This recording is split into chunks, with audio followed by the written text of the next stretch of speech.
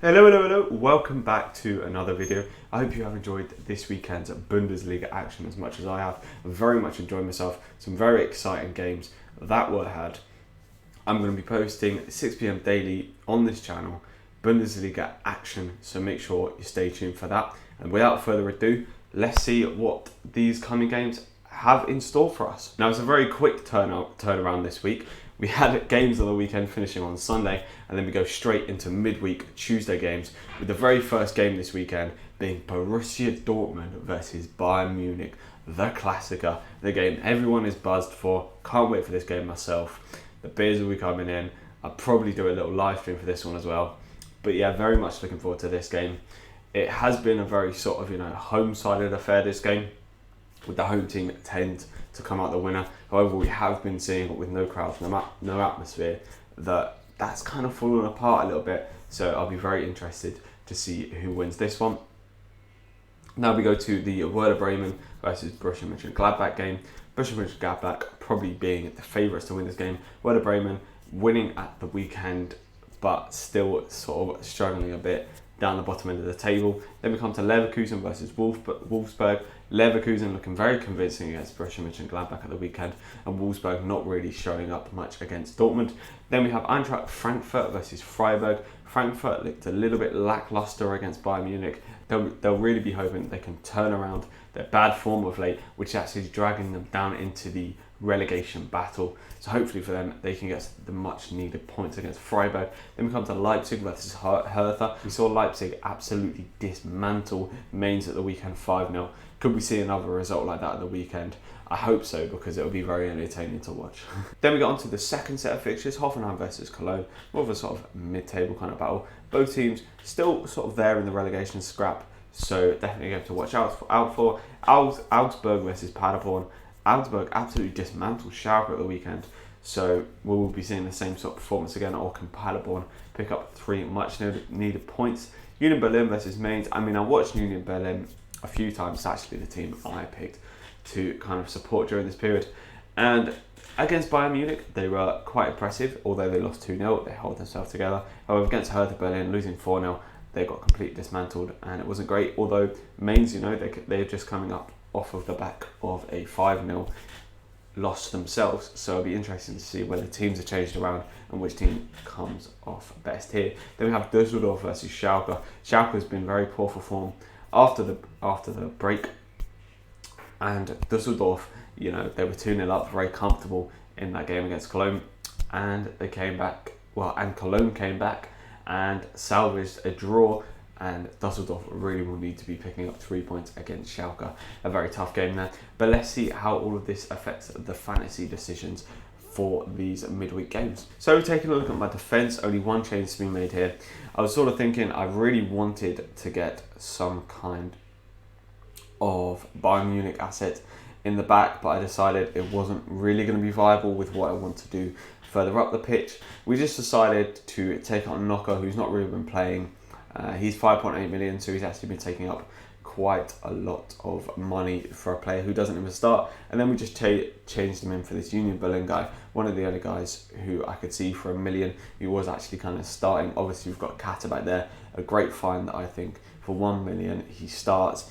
He's bringing in sort of 3 or 4 points a game, and he just allows you to get much more expensive players up front. Obviously, I'd like to take out Timo Horn, as having that double Cologne defence isn't really proving me too well. However, they are both very cheap options, and they're bringing in sort of 3 or 4 points.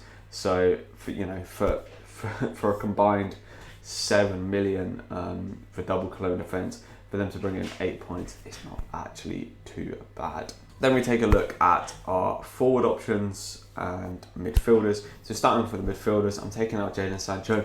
I mean, this is really a flip of a coin between Serge Gnabry and Jadon Sancho, because I just really thought, Kai Havertz has to come in. He scored 2 braces in his last 2 games. I know his next game is against Wolfsburg, which is going to be a very tough fixture for Leverkusen, as Wolfsburg are quite solid at the back. However, of the form that Kai Havertz is in, you really can't afford not to have the guy. So I think I'm going to have him and a very potential captaincy on him.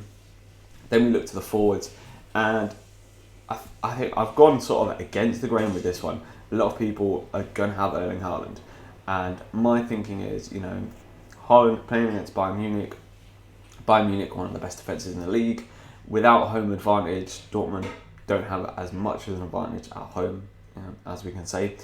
I am taking out a lot of Dortmund assets, well, the two sort of main Dortmund attacking assets. But I think for this game that is very fine to do so. It's going to be a very tough game against Bayern Munich, and I just feel like exchanging him for Alassane Plia, who have a very nice fixture against Werder Bremen, doubling up on that Borussia Mönchengladbach attack, and those two actually combined for a goal at the weekend. I think that could provide a lot more beneficial than just having Haaland, who doesn't really do much if he doesn't score, and the likelihood of him actually scoring against Bayern Munich probably reasonably low. I mean, I could be biting my tongue. He goes and scores a hat-trick at the weekend, and I'm flying down. I'm well behind, but I'm hoping that Plia and Thuram can really do the business against Werder Bremen and send me flying up the leaderboard. But yeah, I guess the next thing to consider would be the captaincy choices. So looking at the defence again, I'm very tempted to go with Angelino, as I prefer the Leipzig fixture. However, he didn't start at the weekend, which makes me think he probably will start midweek. However, it's not certain, so I feel like the obvious choice would just be to put it on Hakimi again.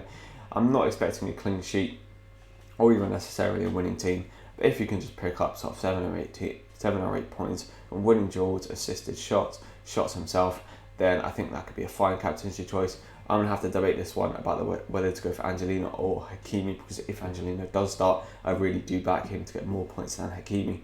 So I say maybe I will be looking to Angelino, but we'll see that. And looking at the attacking assets, for midfielders, it's really for me going to be between Kai Havertz and Nkunku. With the form that Havertz is in, it'll be very hard to overlook him. However, with the form that Leipzig are in as a whole team, after coming off that 5-0 victory, if we see another result like that, Nkunku could very well be on the scorecard. I mean, 5-0 for Leipzig, and Nkunku didn't even get a goal or an assist.